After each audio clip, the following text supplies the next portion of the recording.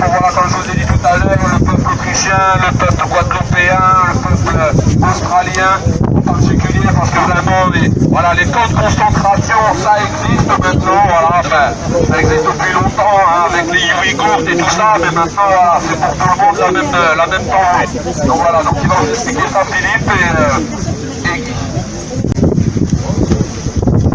Après, là, il va y avoir une prise de parole pour l'Australie en particulier. Voilà, il va y avoir une prise de parole et on va mettre l'hymne national, juste l'instrumental australien, le français, et on va repartir sur un truc un peu plus action avec un truc guadeloupéen. Voilà.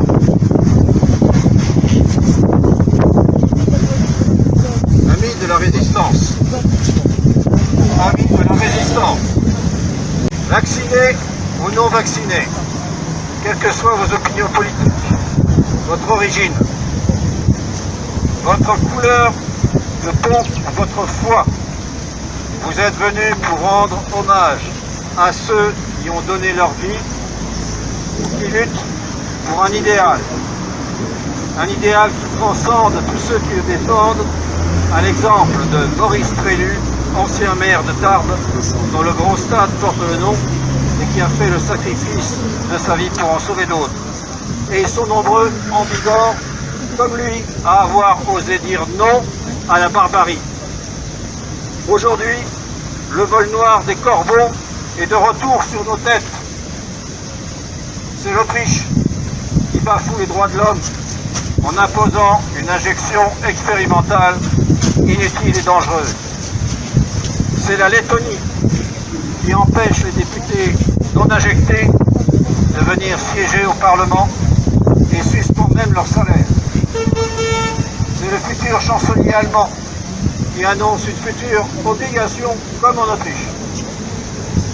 C'est l'Italie et la France qui déguisent cette obligation avec un pass sanitaire injustifié au mépris de la décision des conseils de l'Europe, prohibant toute forme de contrainte directe ou indirecte. C'est le Canada qui interdit tout voyage à ses ressortissants non injectés. C'est la Hollande qui tire à balles réelles sur sa population dans l'indifférence des autres pays européens. Et c'est l'Australie qui devient une véritable tyrannie. Ce pays magnifique dont nous rêvons tous de faire le voyage se transforme en prison. Les non-injectés seraient même progressivement déportés dans des camps dits de quarantaine. Tout ça pour une grippe. N'avons-nous rien appris de l'histoire pour qu'elle se reproduise encore de la même façon? La mémoire des peuples ne se trouve-t-elle que dans les musées? Tous les régimes totalitaires ont commencé ainsi, par la manipulation des masses, autrement dénommée pompeusement par l'expression ingénierie sociale. À la faveur d'un choc créé de toutes pièces, la population apeurée accepte des mesures qu'elle n'aurait jamais acceptées auparavant. Puis les repères sont bousculés par des décisions contradictoires ou ineptes, faisant perdre tout bon sens. Ensuite, une partie de cette population est ostracisée et désignée comme bouc émissaire, contre lequel on prend des mesures coercitives, et ainsi une nouvelle normalité apparaît progressivement, où les droits et libertés individuelles n'existent plus. Ça s'appelle le totalitarisme. Écoutez les dernières déclarations de certains politiciens qui parlent des non-injectés comme des failles dans la société, ou d'une chaîne de télévision qui titre « Comment s'en débarrasser ?» Des chroniqueurs pourraient envoyer des brigades à domicile pour agir en force, ou encore cet autre ministre allemand qui déclarait que les gens seraient bientôt vaccinés, guéris ou morts. On peut y ajouter tous ces fonctionnaires zélés qui en rajoutent en abject pour se faire bien considérer de leurs supérieurs. Oui, le volontaire est comme notre tête.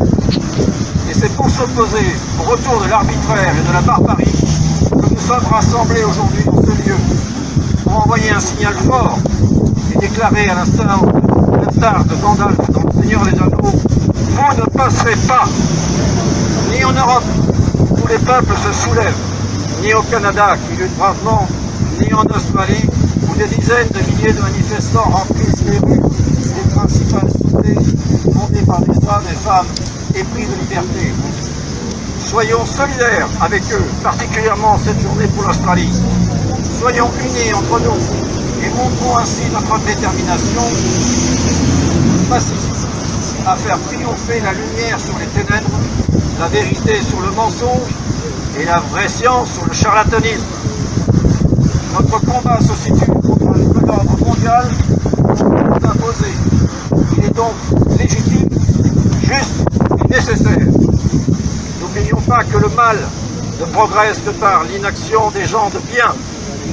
L'avenir de nos pays, de nos familles et de nos enfants, ici et maintenant, pour le respect de cet homme on a l'expression de devoir sacré des peuples. Vive la France, Pétains, Australie FR, et vive la liberté. Bravo. Vive la liberté! Liberté!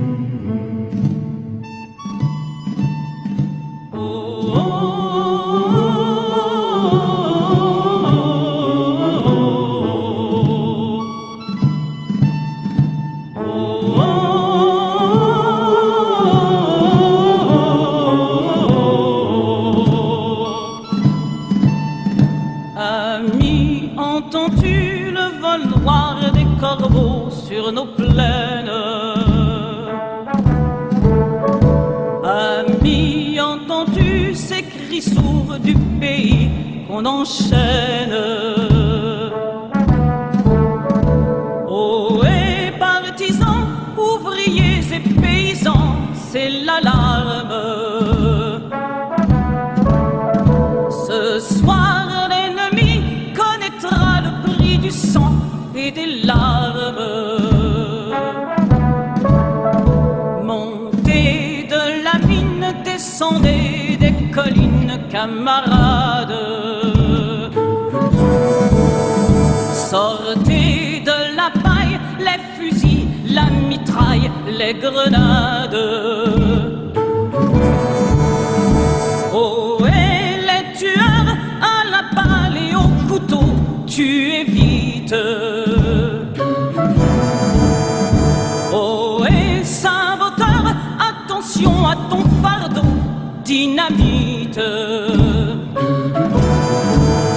C'est nous qui brisons les barreaux des prisons pour nos frères. La haine à nos trousses et la faim qui nous pousse la misère. Il y a des pays où les gens creux des lits font des rêves. Ici, nous vois-tu, nous on marche et nous on tue, nous on crève. Ici, chacun sait ce qu'il veut, ce qu'il fait quand il passe. Ami, si tu tombes, un ami sort de l'ombre à ta place. Demain, du sang noir séchera au grand soleil sur les routes.